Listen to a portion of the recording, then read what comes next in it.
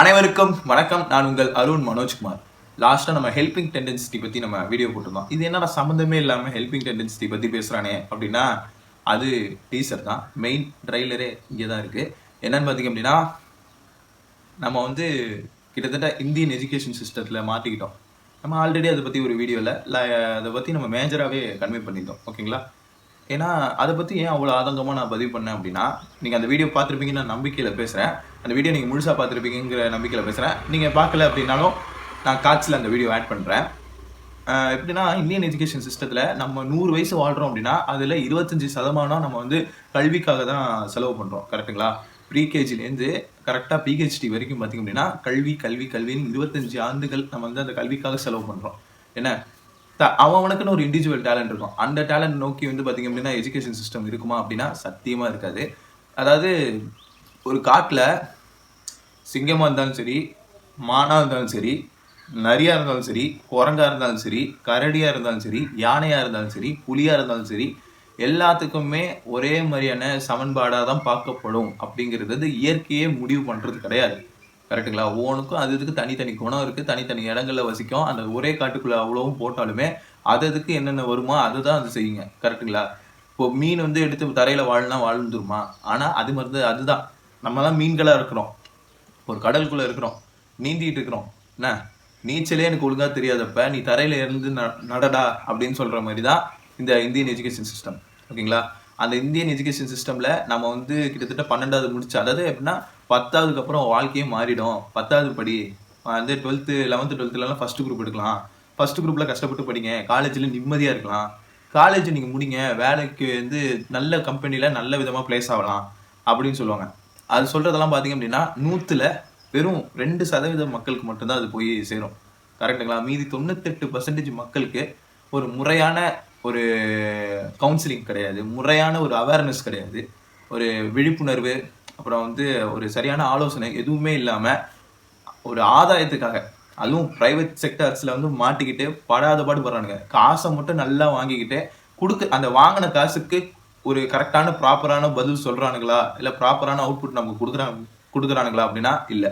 சரி, இந்த நான் 3 வருஷம் காலேஜ் படித்தேன், எனக்கு காலேஜுக்கான சர்டிஃபிகேட் கொடுத்துட்டீங்க, எல்லாமே கொடுத்துட்டீங்க. அதில் சில ப்ரோக்ராம் இன்டர்ன்ஷிப் அது இதுன்னு எல்லாமே அட்டன் பண்ணேன். சில இதுக்கு சர்டிஃபிகேட்டே இன்னும் கொடுக்கல. சில இதுக்கு சர்டிஃபிகேட் கொடுத்தாலும் அதுக்கான வேற எந்த ஒரு வேல்யூமே இல்லை. சரி, அதுக்கெல்லாம் விட்டுருங்க. காலேஜ் முடிச்சுட்டு நான் வெளியில் வரப்ப எனக்கு ஜாப்னு நான் ஒரு விஷயத்தை தேடுறப்ப பார்த்தீங்க அப்படின்னா எனக்கு சுத்தமாக ரிலேட்டபிளாக இல்லாத ஒரு விஷயத்துக்கு நான் மெனக்கிட வேண்டியதாக போச்சு. ஓகேங்களா? நான் வந்து யூஜி படித்தேன், ஆர்ட்ஸ் அண்ட் சயின்ஸ் தான் யூஜி படித்தேன். அடுத்து பிஜி போட்டிருக்கணும், போடலை. ஏன்னா ஒரு ஜாபில் நம்ம செட் ஆகிட்டு அதுக்கப்புறம் நம்ம பிஜி போட்டுக்கலாம் அப்படின்னு எனக்குள்ள ஒரு ஐடியா.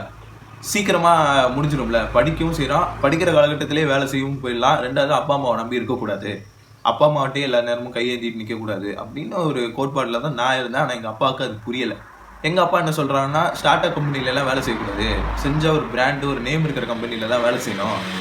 ஏன்னா அவங்களோட புரிதல் அந்த மாதிரி. ஏன்னா எங்கள் அப்பா அம்மா மாதிரி இந்த உலகத்தில் வேறு எந்த அப்பா அம்மாவும் யோசிக்க மாட்டாங்க. அந்த அளவுக்கு எப்படின்னா கிடைச்ச வேலையில் போய் சேருடா அப்படின்னு சொல்கிற அப்பா அம்மாவை விட, இந்த ஒரு பிராண்ட் இருக்குன்னா அந்த பிராண்டில் போய் நில்லு, அப்போ தான் நீ வந்து பெரிய ஆள் அப்படின்னு சொல்கிறேன். அந்த மாதிரியான ஒரு அப்பா அம்மாவை தான் நான் வந்து சம்பாதிச்சு வச்சுருக்கேன். அதாவது என் குடும்பத்தில் இருக்கிற எல்லாருமே 20வது நூற்றாண்டு, நான் ஒரு ஆள் தான் 21வது நூற்றாண்டு. ஓகேங்களா? 21வது நூற்றாண்டில் பிறந்த ஒரு பையன் நான் மட்டும்தான் என் குடும்பத்தில். வேறு யாருமே, எல்லாருமே அவங்கவுங்க டேட் ஆஃப் பர்த் எடுத்து பார்த்தீங்க அப்படின்னா எல்லாமே 1950, 60, 60, 70, 80, 90ன்னு தான் இருக்கும். ஏன் ஒரே ஒருத்தனோட பிறந்த நாள் மட்டும்தான் 2001 இருக்கும். நான் சொல்கிறது என்னோட டைனாஸ்டியை சொல்கிறேன். என்ன ஏன் டைனாஸ்டி இருக்கிற பீப்புள் இப்போ எனக்கு அடுத்து இருக்கிறவங்கலாம் வந்து 2008, 2010 பிறந்தவங்கள தான் இருக்காங்க. ஆனால் ஏன் ஏஜ் குரூப்பில் 2001னா 2002லேயும் யாரும் இல்லை, 2000லேயும் யாரும் இல்லை, 2003லேயும் யாரும் இல்லை. ஸ்ட்ரைட்டாக 2006, 2010 அவனுங்களுக்கு நம்ம ஏஜ், நம்மளோட லைஃப் ஸ்டைல் எப்படி இருக்குன்னு, நம்மளோட மைண்ட் செட் எப்படி இருக்குங்கிறதெல்லாம் அவங்களுக்கு தெரியாது. ஏன்னா அவங்களே தனியாக ஒரு வாழ்க்கை வந்துட்டு இருக்காங்க. Generation alpha. நான் வந்து இசட் ஜென்ரேஷன். ஓகேங்களா? இசட் ஜென்ரேஷன் பார்ன் சைல்டு அப்படின்னா அது நான் ஒருத்த மட்டும்தான் என்னோட ஃபேமிலியில். ஓகேங்களா? அப்படி இருக்கிறப்ப என்னுடைய வாதங்கள்லாம் அங்கே நிராகரிக்க தான் பட்டுச்சு. எங்கள் வீட்டில் யாரும் பெருசாக படிக்கலை, படிப்பறிவு இல்லை. எங்கள் குடும்பத்தில் இருக்கிறவங்களுக்கு பெருசாக படிப்பறிவு இல்லை. படிப்பறிவு உள்ள எங்கள் குடும்பத்தில் எங்கள் சொந்தக்காரங்க படித்தவங்களா இருப்பாங்க, அவங்களுக்கு 4 விஷயம் தெரிஞ்சதாக இருக்கும். ஆனால் எப்பயுமே உங்களுக்கு தான் தெரியுமே, சொந்தக்காரங்களுக்குன்னு ஒரு இலக்கணம் இருக்குமே, நம்ம சொல்லியா கொடுக்கணும், சொந்தக்காரங்கெல்லாம் எப்படியெல்லாம் யோசிப்பாங்க, எப்படிப்பட்டவங்களா இருப்பாங்க, எப்படிப்பட்டவங்களா இருக்கிறவங்க தான் சொந்தக்காரங்களா இருக்க முடியும் அப்படிங்கிற ஒரு அனுமானம் உங்களுக்கு இருக்கு, ரைட்? ஸோ நம்ம அதை பற்றி பேச விரும்பல. ஆனால் அந்த மாதிரி ஒரு இக்கட்டான ஒரு விஷயத்தில் மாட்டிக்கிட்டு நான் அப்ஸ்கில்லிங் காலேஜ்லாம், அதாவது காலேஜ் முடிச்சு வேலைக்கு போகிறப்ப கேட்குற அந்த ஸ்கில்ஸை நான் ஸ்கூல் காலத்துலேருந்தே படிச்சிருக்கணும். நான் படித்தேன். மைக்ரோசாஃப்ட் ஆஃபீஸ் எனக்கு தெரியும், ஆஃபீஸ் ஆட்டோமேஷன் தெரியும், right? MS paint, Microsoft word, அதுக்கப்புறம் எக்ஸலு, பவர் பாயிண்ட்டு எனக்கு தெரியும். நான் வெறும் 4வது படிக்கும் போதே படிச்சுட்டேன். அதெல்லாம் 4வது 5வது படிக்கும் போதே படிச்சுட்டேன். சரி, அதை படிச்சுட்டு அடுத்து ஃபோட்டோஷாப் படித்தேன். அதுக்கப்புறம் மல்டிமீடியா கோர்ஸ்னு ஒன்று சொன்னாங்க. அது எனக்கு சரியாகவே சொல்லிக் கொடுக்கல, அவங்க என்னை ஏமாற்றிட்டாங்க.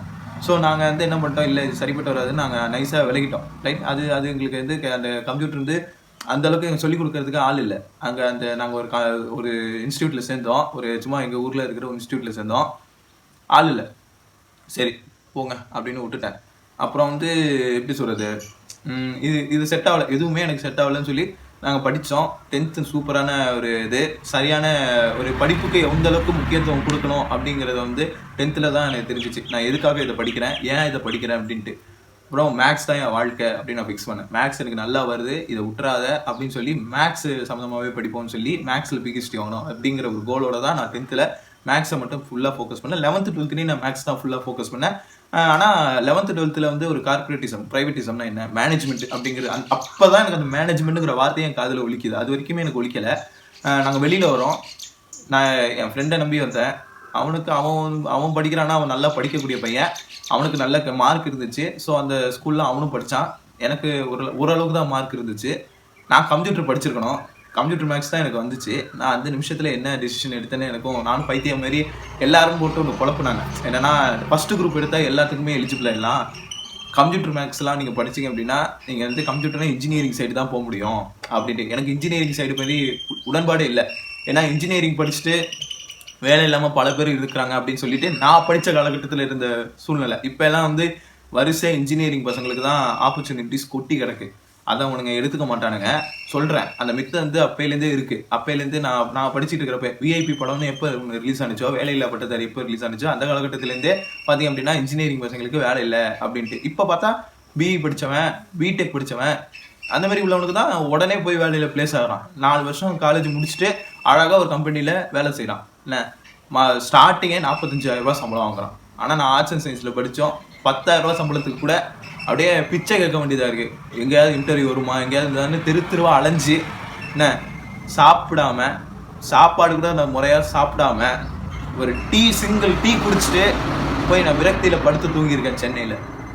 நான் தங்கியிருக்கிற பிஜிக்கு செலவு, அதுக்கும் எங்கள் அப்பா கிட்ட நான் எதிர்பார்த்துக்கிட்டு அந்த காசை வாங்குறதுக்கு நான் படுற பாடு.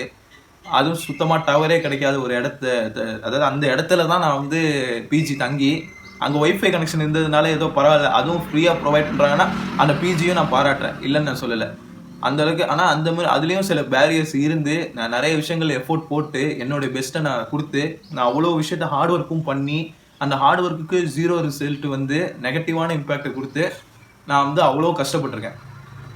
காலேஜ் முடித்து ஒரு எம்எஸ்சி போட வந்துட்டேன்னா திடீர்னு வந்து ஒருத்தவங்க சொன்னாங்கிறதுக்காண்டி எங்கள் அப்பா என்ன சொல்கிறாங்க, இந்த படிப்பு படித்தா உடனே உனக்கு வேலை வாங்கி கொடுத்துருவாங்க, நீ அது சம்மந்தமாக மெனக்கெடு அப்படின்னு சொன்னாங்க. யோசித்தேன் என்னென்ன ஒரு 6 மாதம் தானே, அதுக்குள்ளே நம்ம எம்எஸ்சி போட்டுடலாம், மாஸ்டர் டிகிரி போட்டுடலாம் அப்படின்னு சொல்லி சரி இந்த 6 மாதம் நம்ம இதை எப்படி செலவு பண்ணுவோம், உருப்படியாக இருக்குது, ஏதாவது ப்ரோக்ராமிங் லாங்குவேஜ் தெரிஞ்சிச்சு அப்படின்னா நம்ம வந்து நல்லா இது பண்ணலான்ட்டு சரின்ட்டு நான் உட்காந்து அது சம்மந்தமாக அங்கேயே நான் வந்து ஆன்லைன் கிளாஸில் அட்டன் பண்ணேன். அப்புறம் ஆன்லைன் செட் ஆகலை வீடு. ரெண்டாவது எங்கள் வீட்டில் இப்போ தானே ஒய்ஃபை கனெக்ஷன் இருக்குது. முன்னாடிலாம் ஒய்ஃபை கனெக்ஷன் இருக்குது, மொபைல் ஹாட்ஸ்பாட்டு கம்ப்யூட்டர்லேருந்து லேப்டாப்பில் கனெக்ட் பண்ணிக்கிறது, அது ஃபோனு சர்ன்னு இறங்கிடும், ட்ரெயின் ஆகிடும். அந்தளவுக்கு தான் எங்களோட சூழ்நிலை. சரி செட் ஆகாதுன்னு சொல்லிட்டு சென்னையில் பிஜி எடுத்து தங்கி, அந்த பிஜியில் உட்காந்து நான் வந்து தங்கிக்கிட்டு அதுக்கப்புறம் அங்கே போயிட்டு வந்துட்டு இருந்தேன். அண்ணா நகரில் தான் நான் படித்தேன். ஒரு சின்ன இன்ஸ்டியூட்டில் பெரிய இன்ஸ்டியூட்டு, அதில் ஒரு இடத்துல, அதுவும் கொஞ்சம் மாடியில் இருக்கிற ஒரு இன்ஸ்டியூட்டு, ஓகேங்களா? அதே இன்ஸ்டியூட்டு நாகப்பட்டினத்துலேயும் நான் இருந்த ஊர்லேயும் இருக்குது. நான் அதை பற்றி கேட்கலான்னு அங்கே போனால் அப்படி ஒரு விஷயமே எங்களுக்குலாம் அப்படி ஒரு விஷயமே சொல்லிக் கொடுக்க மாட்டாங்க அப்படின்ட்டாங்க. ஐயோ அவங்க ஏமாத்துறாங்க போல், பொய் சொல்லுவாங்க போல் அப்படின்னு சொல்லிட்டு சரின்ட்டு நான் சென்னைக்கு போனால் அங்கே வந்து பெருசாக யாரையும் ரெஸ்பாண்ட்லாம் பண்ணுறது கிடையாது. சும்மா அவங்க பாட்டு அவங்க இருப்பாங்க. ஒரு நம்மளை தேடி ஒருத்தங்க வராங்கன்னா எப்படி ரிசீவ் பண்ணணும் அப்படின்னு ஒன்று இருக்குல்ல, ஒரு நாகரிகம் இருக்குல்ல, அந்த நாகரிகம்லாம் அவங்கக்கிட்ட கிடையாது. ஓப்பனாக சொல்லணும். ஏன்னா அவங்களாம் இன்டர்நேஷ்னல்ஸ் பயங்கரம் அப்படி இருக்கிறாங்கன்னா மனுஷன் இங்கே நீங்க நாளை பின்னா நீங்க வெளியில வர்ற உன்னை ஏதாவது ஒரு பிரச்சனை வருது அப்படின்னா எங்களை மாதிரி சாதாரண மக்கள் தான் உங்களுக்கு ஹெல்ப் பண்ணுவான். மனிதாபிமானம் உள்ள மக்கள் தான் வந்து ஹெல்ப் பண்ணுவாங்க. நீங்க எப்படி இருக்கீங்கன்னா ஒருத்தர் அடிபட்டு கீழே விழுந்தாலும் உட்காந்து செல்ஃபி தான் எடுப்பீங்க போல. அந்த மாதிரி ஒரு சுயநலமான மனுஷங்களை தான் பார்க்கணும். எனக்கு அப்ப தெரியல, நான் அப்ப தெரியல, ஓப்பனா சொல்றேன். 21 வயசுக்கு அப்புறம் தான் வாழ்க்கையோட புரிதல் கொஞ்சம் கொஞ்சமா வர ஆரம்பிச்சிச்சு. என்ன 23 வயசு ஆயிடுச்சு. 21 வயசுல தான் எனக்கு புரிதல்னா என்ன, வாழ்க்கையோட புரிதல் என்னங்கிறது தெரிய ஆரம்பிச்சது. அப்பதான் நான் காலேஜ் முடிச்சு டிகிரியை முடிச்சு நான் வந்து இந்த மாதிரி எதுக்கும் எந்த ஒரு வழியுமே நமக்கு இல்லைன்னு நினைச்சு வேற வழி இல்லாம ஒரு ஹோப் வச்சு தான் நான் அந்த இடத்துல சேர்ந்தேன். ஆனா அந்த ஹோப் எனக்கு வந்து கை கொடுக்கல. நான் வச்ச ஹோப்பை என்னை ஏமாத்திருச்சு. என்ன அவங்க வந்து எனக்கு முறையா வேலை வாங்கி தருவோம், நீங்க வந்து இவ்வளவு ரூபா கட்டுங்க, அமௌண்ட் எல்லாம் சொன்னீங்கன்னா கேட்டீங்கன்னா ஆன்னு பொழந்துருவீங்க. ஆனா நான் அமௌண்ட் சொல்ல மாட்டேன். அவ்வளவு அமௌண்ட் கட்டி நான் கிட்டத்தட்ட 4.5 மாசத்துல முடிய வேண்டிய கோர்ஸை 8 மாசம் வரைக்கும் இழுத்தடிச்சு அவங்க என்னென்ன கோர்ஸ் எல்லாம் நடத்துவாங்களோ அதுல ஒரு கால்வாசி தான் நடத்தினாங்க, முக்கால்வாசி அப்படியே விட்டுட்டாங்க. அந்த முக்கால்வாசி நான் படிச்சேன்னா இந்நேரம் இவங்களோட தயவு இல்லாமலே நான் வேற ஒரு கம்பெனில அழகா செலக்ட் ஆகி நான் அந்த கம்பெனி நோக்கி அங்க இருக்கிற பேக் டிராப்லயே நான் வாழ்ந்திருப்பேன். என்ன கரெக்டா? 8 மாசம் இழுத்து அடிச்சாங்க. 8 மாசம் 4.5 மாசம் தான் கோர்ஸோட டியூரேஷன் சொல்லிட்டு கிட்டத்தட்ட 8 மாசம் அந்த கோர்ஸ் நடத்துனாங்க. இடையில ஒரு ஃபேக்கல்ட்டி மாத்தினாங்க. சரி, ஃபேக்கல்ட்டி மாத்துறது நல்ல விஷயம் தான். என்ன ஒரே மூஞ்சே பார்த்துட்டு இருக்க முடியாதுல்ல. அதனால அதுவும் நல்ல ஒரு ஹெச்பியில் டீம் ஹெட்டாக இருக்கிறவரை வந்து பிடிச்சி இந்த மாதிரி பார்த்தீங்க அப்படின்னா எங்கள் பேட்சுக்கு அவர் நடத்தினார். ஓகேங்களா, நல்லா தான் நடத்தினாரு, நேர்த்தியாக நடத்தினாரு. அவருக்கு என்ன டெக்னிக்கல் ஸ்பீடோ அந்த ஸ்பீடில் நடத்துவார். அவர் வந்து ரியல் டைம் ஓரியன்டாக இருக்கிற விஷயங்கள்லாம் பார்த்து நடத்தி நமக்கு சொல்லிக் கொடுப்பாரு. ஓகேங்களா, ரியல் டைமில் உள்ள விஷயங்கள் தான் எடுத்து சொல்லிக் கொடுப்பாரு. எங்களுக்கு என்ன தெரியும், அதாவது நான்லாம் வந்து கோடிங்னா என்னன்னே தெரியாது. நான் வந்து ஐடி சம்மந்தமாக கம்ப்யூட்டர் மேக்ஸ் கூட நான்லாம் biology student 11th and 12th எல்லாம். என்ன நான் பயாலஜிலேருந்து ஒரு கேள்வி கேட்டேன்னா அந்த மனுஷன் திணறிடுவாப்புல. என்ன ஆனால் அப்படி இருக்கிறப்ப அந்த மனுஷன் கம்ப்யூட்டர்லேருந்து எனக்கு ஒட்ட கேள்வி கேட்குறப்ப எனக்கு ஏதோ ஓரளவுக்கு நான் அங்கே சின்ன வயசில் படித்தது 4ஆம் வகுப்புல படித்தது 5ஆம் வகுப்புல படித்தது 6ஆம் வகுப்புல படித்ததெல்லாம் ஞாபகம் வச்சு ஏதோ எனக்கு தெரிஞ்ச விதத்தில் நான் அதை கன்வே பண்ணுவேன். அதுக்கெல்லாம் உட்காந்து சிரிப்பானுங்க. பதிலுக்கு நான்லாம் கேள்வி கேட்க ஆரம்பிச்சேன்னா என்ன ஆவானுங்க தெரியுமா? பண்ணிடுவேன். மேக்ஸ்ல ஒரு ப்ராப்ளம் நான் கொடுத்தேன்னா நான் ஒரு நிமிஷத்துல சால்வ் பண்ணக்கூடிய ப்ராப்ளத்தை நான் எடுத்து அவனுக்கு கொடுத்தேன்னா அதை சால்வ் பண்றதுக்கு அவனுக்கு ஒரு நாள் ஆகும். ஒரு நாள் கூட பத்தாது. என்ன இப்ப எல்லாம் வந்து ChatGPT போயிடுவேன், ChatGPT வந்து நொட்டு வாங்குவீங்க. நான் ChatGPT எல்லாம் யூஸ் பண்ணாமலே நான் ஒரு ப்ராப்ளம் என்னால சால்வ் பண்ண முடியும். கான்செப்ட் தெரிஞ்சா போதும். அந்த ஃபார்முலா அதெல்லாம் இல்லை, கான்செப்ட் தெரிஞ்சா போதும். ப்ராப்ளம்லாம் வந்து அசால்ட்டா சால்வ் பண்ணுவான். ப்ராப்ளம்ஸை வந்து இந்த ஃபார்முலாஸை வந்து பைஹார்ட் பண்ணிட்டு தான் ஒரு ப்ராப்ளம் வந்து சால்வ் பண்ண முடியும் அப்படின்லாம் இல்லை. அந்த ஃபார்முலா எப்படியெல்லாம் வந்துச்சுன்னு டிரைவ் பண்ண தெரிஞ்சவன் தான் ரியல் மேத்தமேட்டிஷியன். அப்படி இருக்கிறப்ப என் ஃபீல்டில் நஷ்டம். சரிடா, நீ அவ்வளோ பெரிய புடுங்கியாவே இருந்துட்டு போ, அந்த மேக்ஸில் உனக்கு கை கொடுக்கலங்கிறனால தானடா நீங்கள் வந்து என்கிட்ட வந்து வேலைக்கு தானடா நீ என்கிட்ட வந்து படித்த அப்படின்னா, மேக்ஸோட அப்ளிகேஷன் ஜாவா தான். மேக்ஸ் வந்து ஒரு ப்ரோக்ராம் லாங்குவேஜில் வந்து கன்வே பண்ணுறப்ப it's a huge thing, right? ஒரு லாஜிக்கலாக வந்து ஒரு விஷயத்தை சால்வ் பண்ணுறாங்க. எப்படி ஒரு ப்ரோக்ராமில் சால்வ் பண்ணுறாங்க, ஒரு அப்ளிகேஷனில் அதை சால்வ் பண்ணுறாங்க. அதுக்கு என் மேக்ஸ் தேவைப்படுது. அப்படிங்கிறப்ப ஆஸ் அ மேத்தமெட்டிஷியனாக நான் வந்து அந்த இடத்துல வந்து சுப்பீரியராக தெரிகிறேன். இப்போ நீங்கள் பார்த்தீங்க அப்படின்னா ஐடி கம்பெனிஸ்லாம், பெரும்பாலான ஐடி கம்பெனிஸ்லாம் ஆப்டிடியூடு, ரீசனிங்கு இதெல்லாம் மேக்ஸ்லேருந்து வர்றது தான். இங்கே நான் படித்த மேக்ஸ்லேருந்து தான் வருது. என்ன ஏமாத்துறீங்களா எங்களை? ப்ரோக்ராமிங் லாங்குவேஜ் மட்டும் சொன்னால் அதுதான் கம்ப்யூட்டரு, அதுதான் ஐடி ஃபீல்டுங்கிறீங்களா? ஆப்டிடியூட் எடுத்தோடனே ஆப்டிடியூட் டெஸ்ட் வச்சு நம்மளை ஃபில்டர் பண்ணுறோம்னா என்ன? மேக்ஸ் நல்லா தெரிஞ்சவனை வச்சு தான் அவனால வேலை நடத்த முடியும். லாஜிக்கலான திங்கிங் இருக்கிறவனை தான் வேலைக்கு எடுத்துக்க முடியும். நான் மேக்ஸ் படிச்சுட்டு வந்தேன், எனக்கு லாஜிக்கல் திங்கிங் இருக்கு. சரி, ஓகே, விடுங்க. அதான் அந்த 1 1 10ன்னு சொல்கிற கேஸ். இவங்கெல்லாம் கேட்டால் பைனரி லாங்குவேஜ், இது வந்து 0 1 தவிர எங்கள் மிஷினுக்கு ஒன்றும் தெரியாது அப்படின்னு சொல்லி ஏமாற்றுவானுங்க. என்ன அது ஒன்றும் தெரியாமையா வந்து டைப் பண்ணி அந்த ஒன்றும் தெரியாமையா டிஸ்பிளே ஆகுது, கன்சோலில் டிஸ்பிளே ஆகுது? இல்லை, எனக்கு தெரியல. ஆமாம், அதுக்கு சொல்லுவீங்க ப்ரோக்ராமிங் லாங்குவேஜுங்கிறது. கம்பைலர்னா என்னன்னா மிஷின் லாங்குவேஜ்லேருந்து அதாவது நார்மலாக நம்ம டைப் பண்ணுறது வந்து அப்படியே மிஷின் லாங்குவேஜ்லேருந்து கன்வே பண்ணி நமக்கு அவுட்புட் கொடுக்குறது தான் கம்பைலர். அதுவும் மொத்தமாக ஒரு ப்ரோக்ராமை நம்ம வந்து இது பண்ணாக்க எப்படி ஃபுல்லாக வந்து ப்ரோக்ராம் டைப் பண்ணி நம்ம கம்பைல் பண்ணோம் அப்படின்னா அதில் இருக்கிற எரரை வந்து கம்பைல் பண்ணி நமக்கு சொல்லும். ஆனால் இன்டர்பிரேட்டருங்கிறது வந்து லைன் பை லைனில் இருக்கிற எரரை வந்து அப்பயே நம்ம டைப் படிக்கும் போதே வந்து அது சொல்லும் அப்படின்னு சொல்லுவாங்க. இந்த விஷயம் கூட ஒரு இன்டர்வியூல ஒருத்தர்கிட்ட போய் கேட்டோம் அப்படின்னா, ஒரு ஐடி சார்ந்தவன்கிட்ட போய் கேட்டோம்னா, இன்டர்பிரேட்டரா கம்பைலர் கேள்விப்பட்டிருக்கேன், அது என்ன இன்டர்பிரேட்டர், நோ ஐடியா சார் அப்படின்னு ஸ்கிப் பண்ணி வேற கொஸ்டின்குள்ள போவானுங்க. பிரைமரி கீனா என்ன, ஃபாரின் கீனா என்னன்னு கேட்பாங்களாம். ரொம்ப சிம்பிளா இருக்கும். பிரைமரி கீங்கிறது வந்து ஒரு எப்படி சொல்றது, இதுதான் ஃபிக்ஸ்டாக இருக்கக்கூடியது பிரைமரி கீங்கிறது.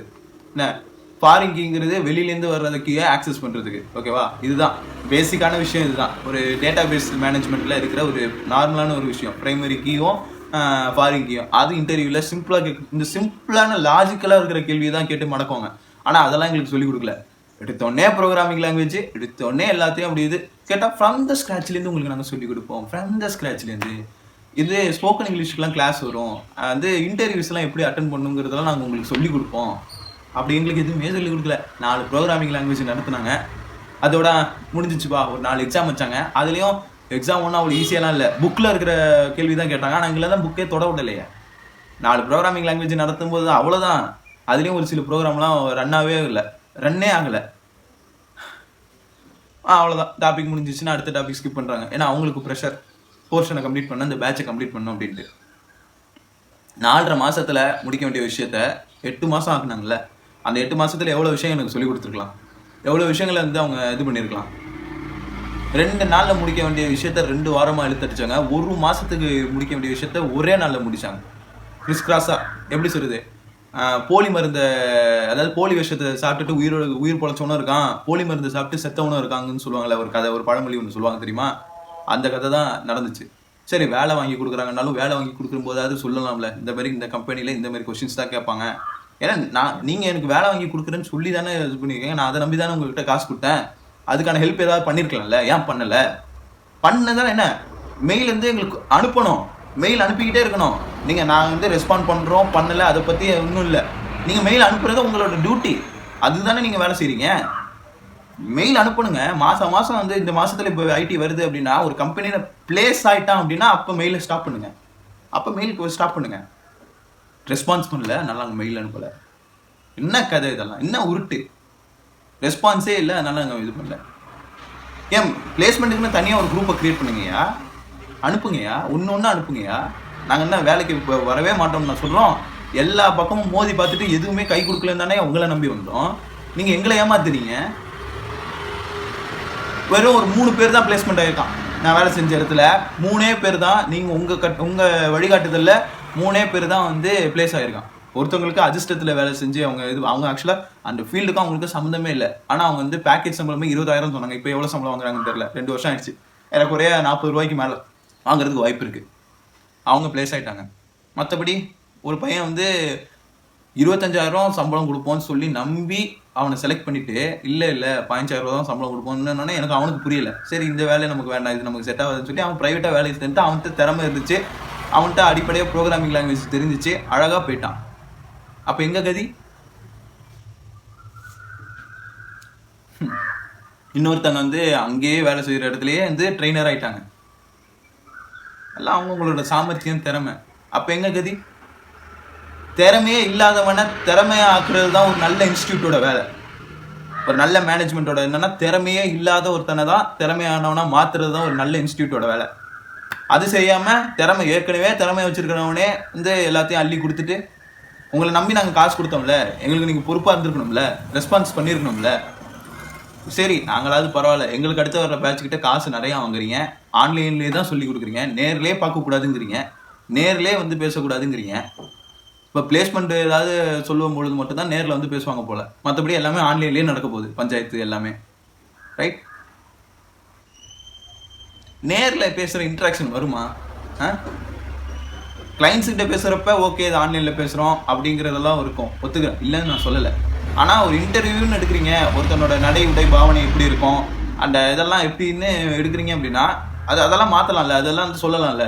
இன்டர்வியூலாம் இப்படிலாம் இருக்கணும், அப்படி தான் இருக்கணும்னு இன்டர்வியூக்குன்னே தனி செஷன் இருக்குது, ஒரு கிளாஸே இருக்குது.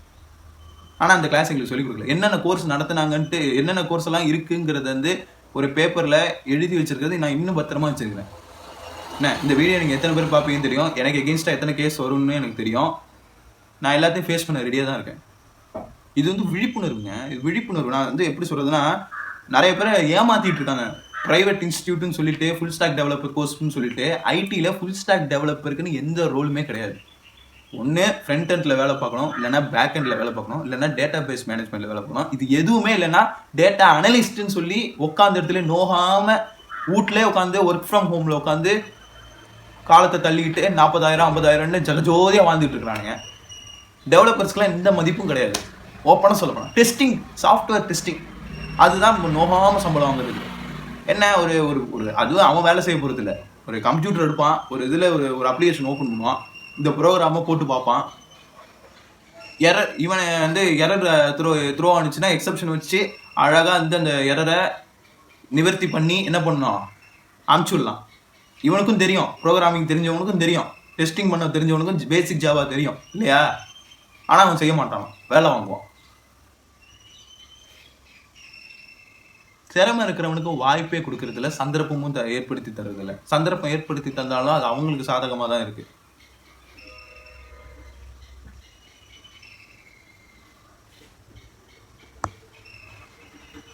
ஒண்ணுமே சொல்ற மாதிரி இல்லை, வலி, அவ்வளோ வலியை சுமந்துக்கிட்டு சரி இவங்க சங்காத்தமே நமக்கு வேணாண்டா, இவங்க நம்மளை ரொம்ப ஏமாத்துறாங்களான்னு சொல்லி வேற ஒரு கம்பெனியில் வேற ஒரு இதில் எனக்கு சம்மந்தமே இல்லாத விஷயம் தான் கிடைக்கும். எனக்கு தேவையான விஷயம் எதுவுமே எனக்கு கிடைச்சதே கிடையாது. நான் அதை தேடி போனாலும் அது வந்து எனக்கு கிடைக்காது. நான் வந்து அப்படியே கடைசி வரைக்கும் அண்ணாந்து பார்க்க வேண்டிய சூழ்நிலைக்குள்ளே தான் நான் தள்ளப்பட்டிருக்கேன். அந்தளவுக்கு ஒரு இழிச்சவாய்த்தனமான வாழ்க்கை தான் நான் வாழ்ந்திருக்கேன். ஏமாற்றத்தை நிறைய ஃபேஸ் பண்ணியிருக்கேன். சரி, ஒரு நகை கடையில் நான் சேர்ந்தேன். நல்ல நகை கடை, நல்ல பிராண்டு, சம பிராண்டு. என்ன, இந்தியாவை தாண்டி சிங்கப்பூரில் வரைக்கும் அவங்களுக்கு ஒரு பிரான்ச் இருக்குது. 60 வருஷம் பாரம்பரியம், 60 பிரான்ச்சஸ் இருக்குது. அந்த இடத்துல என்னால் சர்வே பண்ண முடியல அப்படின்னா 120 நாள் நான் அந்த இடத்துல சர்வே பண்ணியிருக்கேன். எனக்கு அங்கே இருக்கிற சின்ன சின்ன நுணுக்கங்கள் தெரியும். எல்லா செக்ஷனுக்கு எந்த செக்ஷனுக்கு போனாலும் என்னால் வந்து ஃப்ளெக்சிபிளாக வியாபாரம் பண்ண முடியும். வியாபாரம் பண்ண தெரியும், முடியுங்கிறது தனி தெரியும். என்ன, கோல்டுலேயும் எனக்கு வியாபாரம் பண்ண தெரியும், சில்வர்லேயும் எனக்கு வியாபாரம் பண்ண தெரியும். அடிப்படையிலேருந்து நான் படித்தவன் அப்படிங்கிறதுனாலே வந்து என் மேலே ஒரு கண் வைக்க ஆரம்பித்தாங்க. எப்படின்னா, நான் ரொம்ப வெளிப்படைத்தன்மையாக ரொம்ப இயல்பாக இருக்கிறத நிறைய பேரால் ஏற்றுக்க முடியல. ரொம்ப வெளிப்படையாக இருப்பேன். வெளிப்படையெல்லாம் ரொம்ப எக்ஸ்ட்ரீம் லெவலில் வெளிப்படையாக இருப்பேன். யார் என்னென்னலாம் பார்க்காம எல்லாத்தையுமே நான் ஒரே மாதிரி சமமாக தான் பார்ப்பேன். எல்லாத்தையுமே நான் சமமாக தான் இருப்பேன். அது அவங்களுக்கு பிடிக்கலை. அவங்களுக்கு அது பிடிக்கலை. படித்தவன்னா அதுக்குன்னு ஒரு நாகரிகம் இருக்குல்ல, அந்த நாகரிகத்தை அவன் வெளிப்படுத்த தான் செய்வான். மனுஷனுக்குள்ள ஒரு ஈக்குவாலிட்டி இருக்கிறத அது வெளிப்படுத்த தான் செய்வான். நீங்களாம் 12வது வரைக்கும் படிச்சுட்டு 12வதுலேயே அட்டெம்ப்ட் வச்சுட்டு என்ன வீட்டில் அவ்வளோ திட்டுனாங்கன்ட்டு பயந்து ஓடி வந்து வேலைக்கு சேர்ந்தவங்க தானே நீங்கள்லாம்.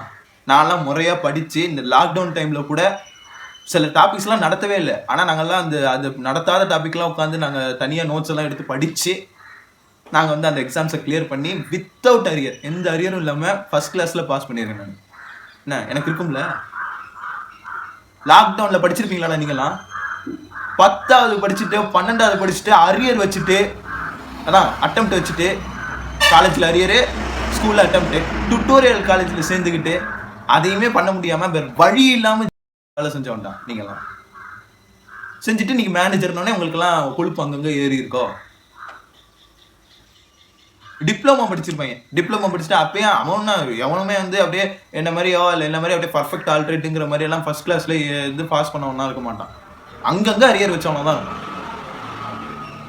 ஒரு பெரிய போஸ்டிங் வந்துட்டுனா உங்களுக்கு என்டர்டெய்னராக நான் தெரியுறேன்னா என்னன்னா என் ஆட்டிடியூடு சரியில்லை, என் பிஹேவியர் மாற்றினா என்ன பிஹேவியர் மாற்றணும்? அவனுக்குன்னு ஒரு இயல்பான குணம்னா அந்த குணத்துக்கு ஏற்ற மாதிரி வாழ்ந்துட்டு போயிடலாம். அந்த குணம் வந்து இதுக்கு செட் ஆகாது. படித்தவனுங்கனாலே இப்படி தான், படித்தவங்களாம் ஒரு நிலையாக இருக்க மாட்டானுங்க. சுயமாக யோசிக்க தெரிஞ்சவனா நீ எதுக்கு அலட்சியப்படுத்துற? அப்புறம் எதுக்கு இந்த வேலைக்கு எடுத்த? உனக்கு படித்தவனுக்கு வேணும்னு சொல்லி தானே நீ எடுத்ததை நான் இப்போ வந்தல 120 நாளுக்கு மேலே நான் அந்த இடத்துல உழைச்சிருக்கேன்ல. அதுக்கப்புறமும் என் உழைப்பை தானே நீ எதிர்பார்க்கணும். என் அணுகுமுறை எப்படி இருக்குது, என் கேரக்டர் இப்படி இருக்குன்னா வந்து ஏன் நீ அதையே கண்டுக்கிற? நான் வேலையை விட்டு போகிறேன்னா நிர்வாகம் வந்து அவ்வளோ சீக்கிரத்தில் ஒரு எம்ப்ளாயி வந்து இழக்க விரும்பாது அப்படிங்கிறீங்க, தடுக்கிறீங்க. அப்புறம் எதுக்குடா இவன்லாம் வேலைக்கு இருக்கிறான் அப்படின்னு திட்டவும் செய்றீங்க. வீட்டில் இருக்கிற அப்பா மாரி தான், கஷ்டப்பட்டால் தான் வாழ முடியும்னு சொல்லுவார். சரி, கஷ்டப்பட தயாராக இருக்கிறப்ப இல்லை கஷ்டமெல்லாம் படக்கூடாது, ஏதாவது நல்ல கம்பெனியில் அப்படியே உட்காந்த இடத்துல நீ வேலை வாங்கணும் அப்படின்னு எங்கள் அப்பா மாற்றி பேசுவார். அதே மாதிரி தான் நீங்களும் பண்ணீங்க. பிடிக்கலன்னு வெளில வந்துட்டேன். அப்பயுமே நான் பிடிக்கலன்னு மைண்ட் செட்டில் இருக்கிறப்பே வந்து என்னாச்சுன்னா, எனக்கு வேலை செய்ய பிடிக்கல சார், நான் கிளம்புறேன் சார்ட்டு எல்லாத்தையுமே நார்மலாக பேசினேன். ஒருத்த மட்டும் என்னமோ பெரிய இவன் மாதிரி இப்படிங்கிறான். அதான் அவனுக்கு நேராக பேசினேன். எதுக்கு பயப்படணும்? நான் என்ன தப்பு செஞ்சேன்? நான் எது செஞ்சாலும் அதில் ஒரு குறை கண்டுபிடிக்கிறது தப்பு இல்லை. என்னமோ நான் செய்கிறது மட்டும் தான் குறை, நான் செஞ்சது மட்டும் தான் குறை, எல்லாருமே நல்லா பர்ஃபெக்டாக இருக்கிறாங்கிற மாதிரி நீங்கள் ஜட்ஜ் பண்ணீங்க, இப்போ ஒரு மாதிரி ப்ரொஜெக்ட் பண்ணீங்க அப்படின்னா எனக்குள்ளே எப்படி இருக்கும்? நான் செஞ்சது தப்பு தான். என்னப்போ ஒரு ஷோரூம்குள்ளே நான் வந்து நான்வெஜ் கொண்டு வந்துட்டேன். பக்கத்தில் மசூதி இருக்குது, அவன் பிரியாணியே செஞ்சு கொடுப்பானே இப்போ ரம்ஜானுக்குலாம், அங்கே இருக்கிற ஒரு பள்ளிவாசலில். ஒரு பள்ளிவாசல் இருக்குல்ல, கரெக்டா? அவன் செய்வானே, அதுவும் அவனோட நம்பிக்கையில அவனும் கடவுளை கும்பிட்றவன் தான். அவனும் மாமிசத்தை சமைச்சு வந்து மக்களுக்கு கொடுக்குறான் தான். ஷோரூமு, கோயில், அது இது, நாணயம், நகை, அது இதுங்குவீங்க. முதல்ல ஜுவல்லரி ஃபீல்டில் என்ன நடக்குதுன்னு சொல்லுங்கண்ணா. இல்லை எனக்கு தெரியல. 600 ரூபாய்க்கு விற்க வேண்டிய விஷயத்த 6000 ரூபாய்க்கு விற்கிறீங்க. கண்ணுக்கே காட்டாத ஒரு பொருளுக்கு சேதாரம் சொல்லி காசு வாங்குறீங்க. இது எந்த நாணயமாடா? இது நாணயமா? ஒரு நகை, ஒரு கோல்டு பார் செய்றீங்க. ஒரு கோல்டு பார்லேருந்து ஒரு பர்டிகுலரா இத்தனை கிராம்லேருந்து தங்கத்தை எடுக்கிறீங்க அப்படின்னா, அந்த தங்கத்திலேருந்து இவ்வளோ சேதமாகுதுன்னா, அந்த சேதமாகிற பொருளை கூட இன்னொரு பொருளாக நீங்கள் கன்வே பண்ணிட முடியாது அவங்களால. நீங்கள் செய்கிற மிஸ்டேக்கு சேதாரம் நீங்கள் தானே சேதப்படுத்துறீங்க. அப்போ நீங்கள் செய்கிற மிஸ்டேக் தானே. அதுக்கு எதுக்கு நான் காசு கொடுக்கணும்? நான் எதுக்கு காசு கொடுத்து அந்த நகையாக வாங்கணும்? பைத்தியக்காரன் நான் அப்படின்னா நிறைய பைத்தியக்காரங்க இருக்கிறானுங்க. அதனால உங்கள் வியாபாரம் எங்கெங்கேயோ போகுது. நகையில தானே எல்லாமே இருக்குது. நகையில இல்லை விஷயம், நகையில இல்லை. கோல்டு சில்வருங்கிற ஒரு எலமெண்ட்டை நோக்கி தான் இந்த பொருளாதாரம் நகர்ந்துட்டு இருக்கு. கோல்டு காயினாகவும் வாங்கணும், பிஸ்கட்டாக வாங்கணும். நீ கொடுத்துருவியா? காயினா எத்தனை 2% வந்து டிஸ்கவுண்ட் வச்சு கொடுக்குற. பியூராக கூட பார்ப்போம், எந்த டிஸ்கவுண்ட்டும் இல்லாமல், சாரி எந்த வேஸ்டேஜும் இல்லாமல் டிஸ்கவுண்ட்டுங்கிற மாதிரி. 2% டிஸ்கவுண்ட்டுன்னா எங்களுக்கு நீ வந்து நல்ல விதமாக கொடுக்குறேன்னு தானே அர்த்தம். வேஸ்டேஜே இல்லாமல் ஒரு காயின் ஒன்றால் கொடுத்துட முடியுமா? 2% வேஸ்டேஜ் வச்சு விற்கிற. அதுலேயும் தப்பு தானே செய்கிற. அந்த பர்டிகுலர் வேஸ்டேஜை வச்சு நீ இன்னொரு காயின் கூட தயாரிப்பியே. யாரை ஏமாத்துற? என்னையும் ஏமாற்ற வச்சிருக்கிறேன் இந்த 120 நாள்லேயும் இல்லை. அது மாதிரி 1000 ரூபா பேலன்ஸ் வந்துச்சுன்னா 1000 ரூபா வந்து காசாக கொடுக்க மாட்டாங்க. ஐயோ கொடுத்தா அவங்களுக்கு வந்து இது வவுச்சர்னு சொல்லி கொடுப்பானுங்க. நீங்கள் ஏன்னா ஐடி கம்பெனியில் இருக்க வவுச்சர் கொடுக்கறதுக்கு. இந்த இப்போ என்னது, சப்போஸ் ஒரு பொருள் காணாமல் போயிடுச்சு இல்லை ஏதாவது போயிடுச்சு அப்படின்னா வவுச்சர் கொடுத்து எங்களை கட்ட சொல்லுவீங்க. ஏன் சம்பளத்தில் பிடிக்க மாட்டீங்களா? டிடெக்ட் பண்ணுறதுக்கு ஆப்ஷன் இருக்குல்ல. அதுக்கும் ஹெச்ஆர் உள்ள வச்சுருக்கீங்களே. நெஃப்ட்டில் தானே பணத்தை ட்ரான்ஸ்ஃபர் பண்ணுறீங்க. அதுலேருந்து இன்னதுன்னு இப்படி டிடெக்ட் பண்ணி பிடிக்க தெரியாதா உங்களுக்கு? அதுக்கு வவுச்சர்னு சொல்லி ஒன்று கொடுக்குறீங்க, இன்ஸ்டண்ட்டாக பே பண்ணுறதுக்கு. ரைட்? இண்டிவிஜுவலாக இத்தனை பேருக்கு வவுச்சர்னு சொல்லி ஒன்று பண்ணுறீங்கல்ல, அதை ஏன் சம்பளத்தில் பண்ண மாட்டீங்க? ஏன்னா அவங்களுக்குன்னு நம்பி ஒரு குடும்பங்கள் இருக்குது. அப்படி ஒருத்தன் தான் குடும்பத்தை விட்டு வெளியில் வரான்னா, வெளியில் வந்து ஒரு இடத்துல வேலை செய்கிறான்னா, அவனை வந்து முறையாக வரவேற்கலைனாலும் பரவாயில்ல, அவனை ஏளனப்படுத்தக்கூடாதுல்ல. அது நீங்கள் செஞ்சீங்க, ஏளனப்படுத்துனீங்க. ஒருத்தனோட அறியாமையில் விளையாண்டிங்க இல்லை. இப்போ எனக்கு வேலை கிடைக்கலங்க. வேலை 2 இன்டர்வியூ அட்டன் பண்ணேன். 2 இன்டர்வியூவில் நான் செலக்ட் ஆனேன். அடுத்த லெவலில் எடுத்தாங்க. ஒரு முறையான ரெஸ்பான்ஸ் இல்லை. ஒரு நேரம் வாங்கினாங்க, அப்புறம் ஒரு நேரம் வராதுங்கிறாங்க. இல்லை இன்னும் டைம் ஆகுங்கிறாங்க. வேறு ஏதாவது கம்பெனி இருந்தால் அந்த வேலையை பார்த்துட்டு போ, எங்களை இடைஞ்ச பண்ணாத அப்படின்னு நாசுக்காக சொல்கிறாங்க. இப்படி தான் இதான் படித்தவங்களோட நிலைமையா? இதுக்கு நடுவில் நான் வந்து கவர்மெண்ட் எக்ஸாம்ஸ்க்கெலாம் ப்ரிப்பேர் பண்ணேன். கவர்மெண்ட் எக்ஸாம்ஸ்க்கெலாம் படித்தேன். எதுவுமே கை கொடுக்கல. ஓப்பனாக சொன்னால் எதுவுமே எனக்கு கை கொடுக்கல. நான் என்ன பண்ணுறது? என்கிட்ட இருக்கிற திறமைக்கு 1% திறமையை நான் காமிச்சேன்னா இருக்கிற எல்லாருமே தெரிச்சு ஓடிடுங்க. அந்த அளவுக்கு நான் அவ்வளோ விஷயங்களை படித்து அவ்வளோ விஷயங்களுக்கு லேர்ன் பண்ணிட்டு தான் நான் இருக்கேன். இப்போ நான் இந்த வீடியோலாம் பேசுகிறேன்னா வெறும் சினிமாவை தாண்டி மட்டுமே பேசுறது இல்லை. அதை தாண்டி நிறைய விஷயங்களை நான் எக்ஸ்பிளைன் பண்ணுறேன். நீங்கள் வீடியோ முழுசாக பார்க்க மாட்டீங்க. வாட்சிங் டைமே பார்த்திங்க அப்படின்னா 20 நிமிஷம் வீடியோவில் வெறும் 2 நிமிஷம் தான் பார்க்குறீங்க. 20 நிமிஷமும் யாராவது முழுசாக பார்த்தா தானே தெரியும் என்னோட டேலண்ட்டு. எல்லாம் இருக்குது. ஆனால் அது வந்து நான் எக்ஸிக்யூட் பண்ணும்பொழுது அதை வரவேற்கிறதுக்கு சரியாக எனக்கு கொண்டு வராததுக்கு நிறைய மக்கள் இருக்காங்க. எனக்கு மார்க்கெட்டிங் தெரியல, எப்படி மார்க்கெட் பண்ணணும் ஒரு விஷயத்தை அப்படின்ட்டு. ஆனால் ஒரு பொருளை எனக்கு சேல் பண்ண தெரியும். வராத பொருளுக்கு ஹைப் ஏற்றி ஒன்று பண்ணுவானுங்கள்ல, அதுதான் மார்க்கெட்டிங். ஏமாத்துறது, கிட்டத்தட்ட ஏமாத்துறது. அவனுமே அந்த பொருளை தொட்டு கூட பார்த்துருக்க மாட்டான். ஆனால் அவன் சொல்கிறத நம்பி வேலை பொருள் வாங்கி அதை யூஸ் பண்ணி நட்டமானா அவனுக்கு நட்டம் இல்லை, நமக்கு தானே நட்டம். காசு கொடுத்து வாங்குற நமக்கு தான் நட்டம். வியாபார யுக்தி, லாபம். என்னைக்கு விவசாயத்தை வந்து விவசாயியோட அவன் பயிரிடுற ஒரு விஷயத்த அவனாலேயே வந்து பார்த்தீங்க அப்படின்னா விலை நிர்ணயிக்க முடியல. கல்வி எல்லாமே தனியார் மயமாக போயிடுச்சு. கல்வி, மருத்துவம், இலவசமாக கொடுக்க வேண்டிய விஷயங்கள்லாம் தனியார் மயமாக போயிடுச்சு. அந்த மெடிக்கல் சீட்டுக்கு லட்சத்துலேருந்து கோடி ரூபாய்க்கு சீட்டு விற்கிறானுங்க. அந்த போட்ட காசு எடுக்கிறதுக்காக ஒரு கிளினிக்கை நடத்தி அந்த கிளினிக்லேருந்து அவங்க போட்ட காசையும் தாண்டி எடுக்கிறாங்க. இந்த நிலைமை எப்போ தான் மாறும்? போதாதுக்கு இப்போ ஆன்லைன்லையா வர்த்தகம், எல்லா பக்கமும் அணை கட்டிட்டானுங்க. படித்த படிப்புக்கு முறையான வேலை கிடைக்கிறது இல்லை. சிஸ்டம் கரப்ட் ஆகிருக்கு, பயங்கரமாக கரப்ட் ஆகிருக்கு. இதுக்கு என்ன தான் சொல்யூஷன்? இன்னும் எவ்வளோ காலத்துக்கு தான் இந்த இது நீடிச்சு போயிட்டுருக்கோம்? கையில் வந்து இந்த ஸ்மார்ட் ஃபோன் வந்ததுலேருந்து எல்லாமே அப்படியே ரிவர்ஸ் ஆகிடுச்சு. அதுக்கு முன்னாடி வரைக்கும் லைஃப் எப்படி இருந்துச்சு தெரியுமா? ஒண்டர்ஃபுல்லாக இருந்துச்சு. மனுஷனுக்குள்ளே ஏன் இவ்வளோ சிந்தனை வந்துச்சு? இன்ட்ரோவெட்டு, எக்ஸ்ட்ரோவெட்டு, டாக்ஸிக் மைண்ட் செட், அதெல்லாம் எதுக்கு வருது? நம்ம வாழ்க்கையை ஒரு சின்ன ஒரு கையில், நம்ம வாழ்க்கையை நம்ம கையிலன்னு சொல்லி நம்ம கையே வந்து அப்படியே கருக்கிட்டு இருக்கோம், அப்படியே கையை எரிச்சிக்கிட்டு இருக்கோம் ஸ்மார்ட் ஃபோன்ஸை வச்சு. பார்ப்போம் என்ன நடக்குதுன்ட்டு. இவ்வளோ பேசுகிறிய, நீ யூடியூப் சேனல் தான் நடத்துகிற, ஒரு மொபைலில் வச்சு தான் எடிட் பண்ணுற, அது எதுக்கு? அதையும் நான் மொபைலில் தானே பார்க்கணும் அப்படின்னா உங்களுக்கான கண்டென்ட் இல்லை நண்பா. 10 வருஷத்துக்கு அப்புறம் இப்படியும் ஒரு வாழ்க்கை இருந்திருக்கா அப்படின்னு ஒருத்தன் ஆச்சரியப்பட்டு பார்ப்பான்ல, அவனுக்கான கண்டென்ட்டு தான் இது. இன்றைக்கி ஒரு 2 பேர் பார்த்தாலும் பரவாயில்ல, நாளைக்கு இது வந்து 2 லட்சம் 2 கோடி மக்கள் கூட பார்க்குறதுக்கு வாய்ப்பு இருக்குது. அன்பிரடிக்டபிள் சொல்கிறேன். இவ்வளோ லென்த்தான டியூரேஷனில் எவன்டா வீடியோ பார்ப்பான் அப்படின்னா பார்ப்பான், கண்டிப்பாக பார்ப்பாங்க. நம்பிக்கையோடு தான் நான் வந்து இந்த வீடியோ பண்ணுறேன். உங்களுக்கு பிடிச்சிருந்துச்சு அப்படின்னா முடிஞ்ச அளவுக்கு உங்கள் ஃப்ரெண்ட்ஸ் அண்ட் ஃபேமிலி எல்லாருக்குமே ஷேர் பண்ணுங்கள். பிடிக்கலன்னா கமெண்டில் வந்து கழுவி ஊற்றுங்க, நான் எல்லாமே வாங்கிக்க தயாராக இருக்கேன். இது வந்து கிரிட்டிசிசம்னா கன்ஸ்ட்ரக்டிவாக தானே இருக்கணும், நான் கன்ஸ்ட்ரக்டிவாக தான் கொடுத்துருக்கேன். ரைட்? மீண்டும் ஒரு நல்ல வீடியோவில் உங்களை நான் சந்திக்கிறேன். நன்றி, வணக்கம்.